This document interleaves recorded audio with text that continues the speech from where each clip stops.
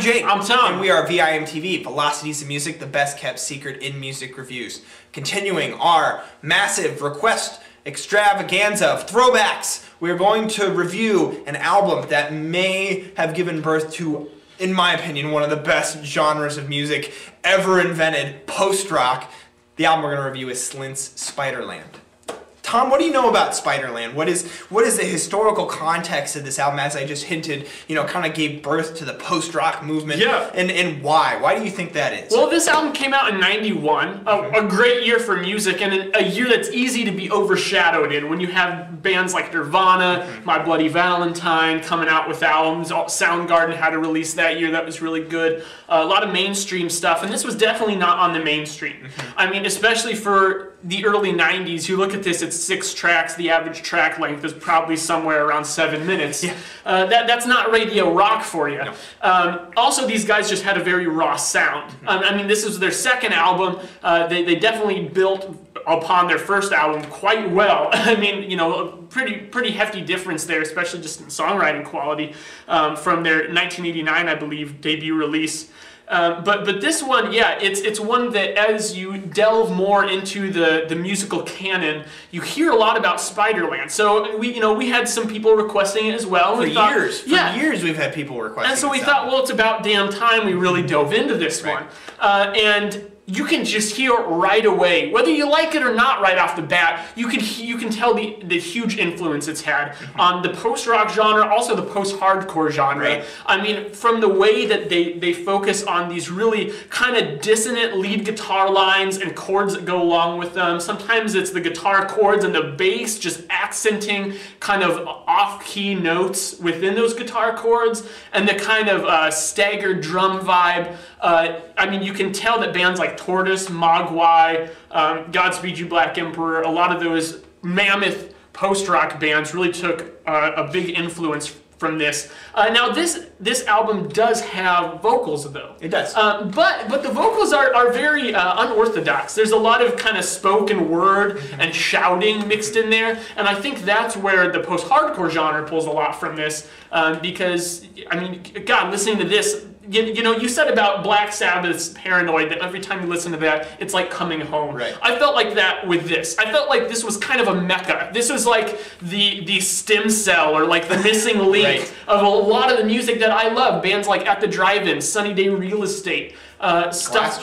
Yeah, no kidding. I mean, you get that intensity from the vocals and the instrumentals. You get that nice, the low, quiet moods, the dynamics, all of that, and it has a very raw live performance type feel. You feel like they're playing right in their living room. There's not much in the way of overdubs, but it doesn't need it. It still sounds full. Totally it's still authentic. Yes, completely. Yeah, and I totally agree with you on all that. And it's very clear when I listen to this album that Slint knew exactly the type of sound that they were creating. And since they created this to be an album, that's something obviously a guy like me, if you guys watch this show a lot, I love a full album. Listen, and when albums are designed to be a full play, full 40 to plus minute play, to where you play it continuously, and this does that perfectly. They structured this album in a way that the big loud parts, or the big climaxes that they create, are structured against some of the more drawn out moody parts, and this album does get very moody at times. There's times where I feel honestly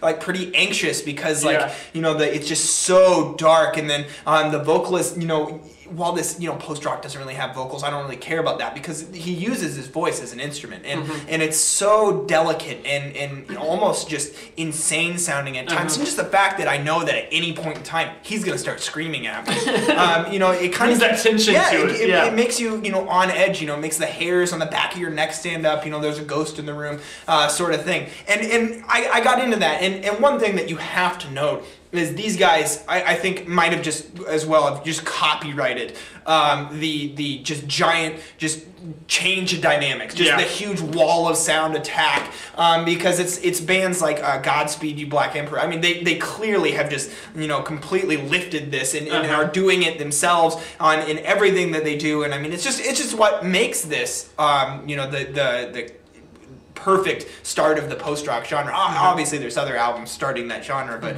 this is Dark Psychosis. Yes, one we absolutely. reviewed a long time ago. This is obviously, you know, one of the main ones, and I think that one of the reasons is they just understood the just musical laws of physics and output of what dynamic contrast can get your album, and they knew not to overdo it. Absolutely. You know, you talk about how they're using their instruments to make all this tension and make all these moods, and the fact that they were able to do it without all these synth layers going on in the background and things twinkling over here doing something and all this crap that was just thrown on top, that I feel like a lot of musicians these days feel like they have to rely on. Right. These guys did it purely on songwriting and the notes that they were bringing together. Right. They knew exactly how to structure the chords, how to structure those guitar lines, how to work the bass and the drums and the vocals in with it. You don't need more than that. If you think you do, then you're just not doing it right. Yeah. I feel like that's what these guys proved. And the most, to me, and one of the reasons why I love post-rock so much, the more I listen to post-rock, the more I love it, is because, you know, it's all about making a statement through music that when you listen to a good post-rock album, you come away with it thinking, wow, like a whole story was communicated, like you understand things differently. There was a theme, a motif, and you took ideas from it. And it was the whole experience wrapped up into that. Too much of music that is more towards pop centered, you know, where you have, you know, just the vocalist is the center of the mix and everything. Too much of it is you get done with the album and you don't really feel like you were taken anywhere. You don't really feel like you had an experience, whether it was through lyrics or whether it was through the story that the instrumentation told. This, just the instrumentation alone on Spiderland feels like you went somewhere. Yeah. So when you couple it with the, you know, the lyrical themes of, you know, alienation and angst that you hear on this album, I mean, it just really furthers the experience. So that's something that I definitely really got behind. And if you're thinking of it in that kind of storyline type context, the closing track, Good Morning Captain, is the perfect closing track.